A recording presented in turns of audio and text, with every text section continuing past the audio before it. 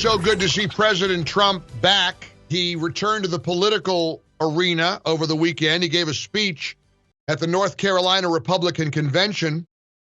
He has it's almost a 4-month-long break from public speaking. He took the stage to the familiar refrain, "God Bless the USA" by Lee Greenwood. He praised local and federal officials and candidates. He said, as we gather tonight, our country is being destroyed before our very own eyes. Crime is exploding. Police departments are being ripped apart and defunded. He's right. He's so right. He said, drugs are pouring in. Gas prices are soaring. Our industries are being pillaged by foreign cyber attacks. There's a lack of respect for our country and our leaders. He's right again. Just like he was right about, apparently, the Wuhan lab leak theory, mounting evidence suggesting that China engaged in a massive cover-up and has a huge explanation that is due the world. Mounting evidence supporting this Wuhan lab leak theory. A lot damning evidence. The science, follow the science, remember those days? Strongly suggesting that COVID-19 is a man-made monster that was optimized in the lab for maximum infectivity before it hit the outside to worldwide catastrophic effect. Doesn't it just infuriate you to know that the American media likely looked the other way as Trump was saying this for a year? Here was President Trump last night, cut two, from Saturday night, Greenville, North Carolina, pointing out something that the world is apparently just beginning to realize.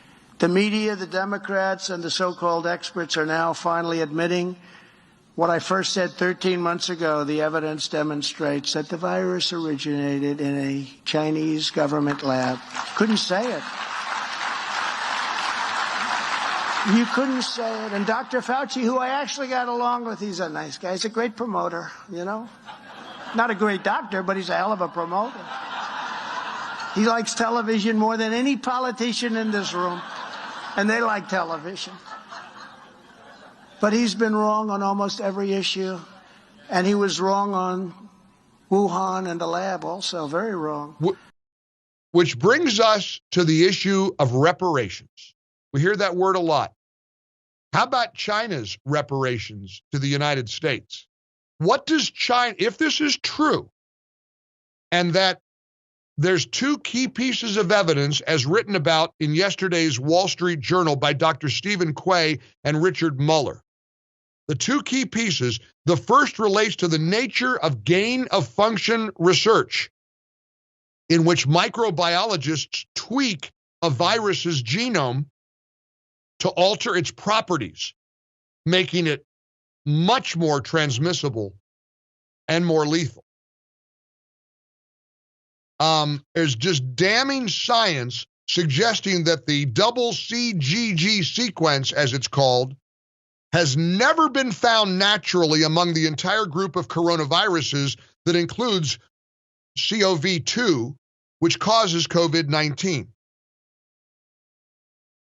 Recently revealed emails by Dr. Anthony Fauci, who's supposedly America's leading infectious disease expert, shows that he was warned as early as January of last year that the virus may have been engineered.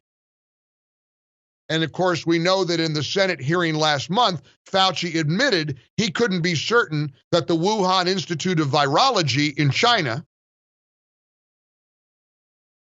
didn't put a pre-pandemic $600,000 grant from the NIH, our National Institutes of Health, toward gain-of-function research. The fact is, there's pieces of evidence that suggest to a number of scientists that the possibility that COVID-19 was engineered in the lab should be viewed as the leading theory. So let's go back to reparations. President Trump said China, if this is true, China owes us. The time has come for America and the world to demand reparations and accountability from the Communist Party of China. We should all declare within one unified voice that China must pay. They must pay. This is the media's worst nightmare. Trump being vindicated right when he's coming back into public view as we're gearing up for the historic and important midterm elections. Do you realize how these people are breaking out in a cold sweat? They are staring at the ceiling every night saying, oh my gosh, he was right again? Trump was right again. Tom Cotton was right again? Tom Cotton's been sounding the warning for this for a year. These guys have a mess on their hands, and they created it. They created this mess, this disaster, this catastrophe that the mainstream media looked the other way over, that the Democrats chastised President Trump and any Republican who dared go down this path. If Trump said it, it's got to be wrong. And yet a whole bunch of normal Americans know if Trump said it, it's likely right. Trump has been right about the Democrats all along, been right about their anti-police ideology, their anti-law and order. I saw a video this morning of a group of protesters assaulting a group of NYPD officers.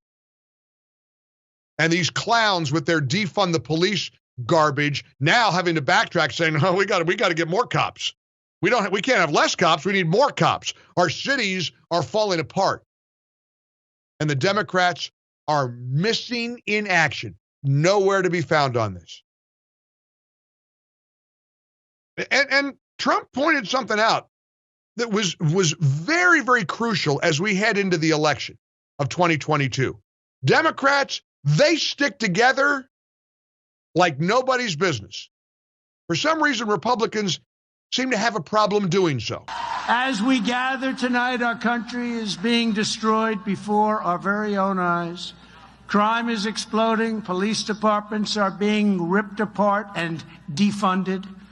Can you believe that? Is that good politics, defund our police? Number one, it's bad for our country, but think of it, defund our police. You know, I've long said they're vicious, they're violent, they, in many cases, hate our country, and they have bad policy. Now, the bad news from our standpoint, they stick together. They don't have some of the people like we have, where they go on their own and they do what they have to. They stick together. And that's the one thing they have. They stick together. But their policy is so bad. And we're going to have a tremendous 2022, just like we did, frankly, 2020. Think of it. More votes than any sitting president in the history of the United States, by far. We had a great election. Bad things happened, but we had a great election. Did you see Facebook's announcement over the weekend about the Trump suspension? Facebook has announced that he is to be banned from Facebook for 2 more years. Isn't that convenient? Take you right through the midterm elections, right, Facebook, right, Zuckerberg? You and your wife pouring tens of millions of dollars into the Georgia election? You see that doozy? $45 million that Mark Zuckerberg and his wife donated to organizations that were helping to get Democrats out to vote in Georgia? And this clown show called Facebook announced that Trump is banned for 2 more years for what? What did Trump do that deserves a 2-year ban or 3-year ban or whatever it'll wind up being from Facebook? I'd love to hear the official explanation. If it didn't make me nauseous, it makes me sick to my stomach to even talk about Facebook or Twitter or Instagram or any of the big tech controlled platforms. We should not be playing in their sandbox. And we've got to start putting pressure on conservative voices who insist on doing so. Stop it. Why do you want to be on Facebook when you know how they're treating Trump and conservatives? President Trump responded to it. Here was his reaction in North Carolina to the announcement that Facebook made that he's banned for 2 more years. But they say they may allow me back in 2 years. No, I'm not too interested in that. They may allow me back in 2 years. We got to stop that. We can't let it happen. So unfair. They're shutting down an entire group of people. Not just me. They're shutting down the voice of a tremendously powerful, in my opinion, a much more powerful and a much larger group. Wow. Let's get your reaction to all of it as we welcome you into a Monday. It is June the 7th. Today actually is the day after the 77-year anniversary of D-Day. Yesterday marked the 77th anniversary of Allied forces hitting the beaches on D-Day. Thousands of American men and our allies kicked in the door of Europe to liberate it from the grip of the Nazis on June 6th, 1944. May we never forget.